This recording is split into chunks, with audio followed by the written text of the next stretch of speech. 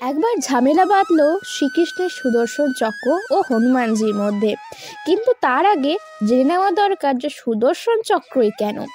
আসলে একবার সুদর্শন চক্রের নিজের প্রতি অহংকার হয়েছিল, আর সেই অহংকারের কারণ ছিল তার নাম সুদর্শন। একবার ত্রেতা যুগে বিষ্ণুর আর এক অবতার রামের আসল পরিচয় প্রকৃতি জানতে পেরে তাকে সম্মান প্রদর্শন করেন পরশুরাম। সেই সময় রাম তাকে তার সুদর্শন চক্রটি গচ্ছিত রাখতে অনুরোধ করেন। তিনি বলেন যে দাপর যুগে তিনি যখন আবার জন্ম নেবেন তখন সেই পরশুরাম সেটি ফিরিয়ে যেন দেন। দাপর যুগে শ্রীকৃষ্ণের রূপ ধরে বিষ্ণু ধরাধামে অবতীর্ণ হলে ধর্ম রক্ষার জন্য তাকে সুদর্শন চক্রটি ফিরিয়ে দেন পরশুরাম। কিভাবে এই সুদর্শন চক্র তৈরি হলো তা নিয়ে একাধিক কাহিনী পাওয়া যায়। পুরাণ বা পৌরাণিক কাহিনী মতে পাওয়া যায় যে ব্রহ্মা, বিষ্ণু, মহেশ্বর এবং দেবগুরু বৃহস্পতির মিলিত শক্তির সফল এই সুদর্শন চক্র।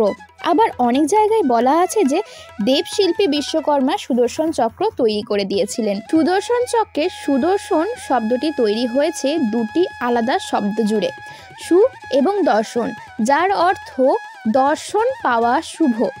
পুরাণে যা কিছু দিব্য অস্ত্রের কথা জানা যায় তার মধ্যে একমাত্র সুদর্শন চক্রই সব সময় গতিশীল অবস্থায় থাকে। আসলে আমরা হিন্দু ধর্মের ত্রিদেবের সম্বন্ধে প্রত্যেকেই প্রায় অবগত। ব্রহ্মা, বিষ্ণু এবং মহেশ্বর। একজন এই বিশ্বের সৃষ্টিকর্তা, একজন পালনকর্তা এবং অন্যজন হচ্ছেন রক্ষাকর্তা। এই তিনজনের ক্ষমতার কোনো সীমা পরিসীমা নেই।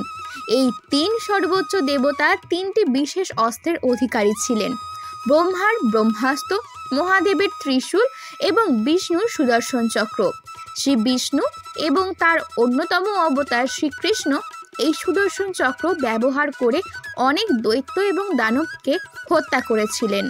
সুদর্শন চক্রের বিশেষত্ব হলো যে এটি মনের গতিতে চলে এবং শত্রুকে ধ্বংস করে তবেই আঙুলে ফিরে আসে। যাকে উদ্দেশ্য করে সুদর্শন চক্র ছোড়া হবে, গোটা বিশ্বে কোনো স্থানেই তিনি লুকিয়ে থাকতে পারবেন না। এর ওজন প্রায় 2200 কেজি বলে মনে করা হয়। এর ব্যাস 12 থেকে 30 সেন্টিমিটারের মধ্যে। ব্রহ্মাস্ত্রের থেকেও এই অস্ত্র অনেক গুণ বেশি ক্ষমতাশালী বলেই মনে করা হয়।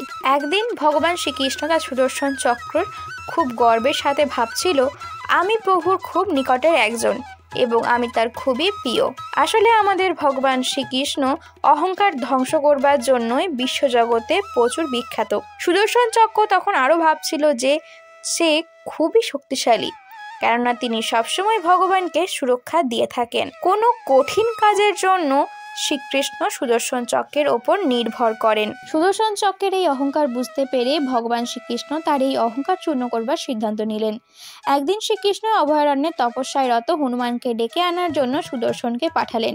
যথারীতি হনুমান এই খবর দেওয়ার পর যখন হনুমান মন্দিরের সম্মুখে আসলেন, তখন হনুমান যাতে শ্রীকৃষ্ণের রত্ন সিংহাসন পর্যন্ত পৌঁছাতে না পারে তার জন্য মন্দিরের চতুর্দিকে খুব দ্রুত সহকারে ঘুরতে লাগলেন।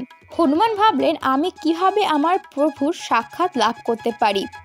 এই বলে যখন হনুমান ভগবানের শরণাগত হলেন, তখন হনুমান সঙ্গে সঙ্গেই শ্রীকৃষ্ণের কৃপার শক্তি প্রাপ্ত করলেন এবং 8টি হাতে সুসজ্জিত হলেন, যা 4টি হাতেই 4টি সুদর্শন এবং বাকি 2 হাত ভগবানের প্রতি প্রণাম নিবেদনরত ছিল।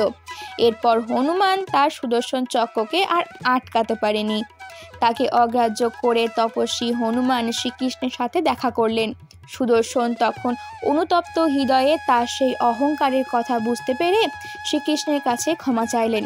সুদর্শন তার চেয়েও বেশি হনুমানের এই শক্তি দেখে মনে মনে খুব লজ্জা অনুভব করলো। অবশেষে শ্রীকৃষ্ণ সুদর্শনকে অভিশাপ দিল যে তুমি কলিযুগে তোমার স্ব আকৃতিতে অর্থাৎ গোলাকার পূজিত হবে না, তুমি একটি দণ্ড হিসেবেই পূজিত হবে। তবে তোমার চিন্তার কোনো কারণ নেই, কেননা তুমি আমার বাম পাশেই সর্বদা অবস্থান করবে। এরপর সুদর্শন যখন এই অভিশাপে হতাশ হলো, তখন প্রভু শ্রীকৃষ্ণ পুনরায় আবার বললেন, চিন্তা করো না, কলিযুগে তুমি সর্বদাই আমার শ্রীমন্দিরের চূড়ায় অবস্থান করবে এবং যে তোমাকে এই চূড়ায় দর্শন করবে সে আমাকে দর্শনে যে ফল বা আনন্দ লাভ হয় তার সমান আনন্দ বা ফল লাভ করবে। তখন থেকে সুদর্শন চক্র জগন্নাথ মন্দিরের চূড়ায় অবস্থিত হয়ে থাকেন। এই একই ঘটনা ঘটেছিল সত্যভামা অর্থাৎ শ্রীকৃষ্ণের স্ত্রী সত্যভামা দেবী এবং গরুড়ের সঙ্গে।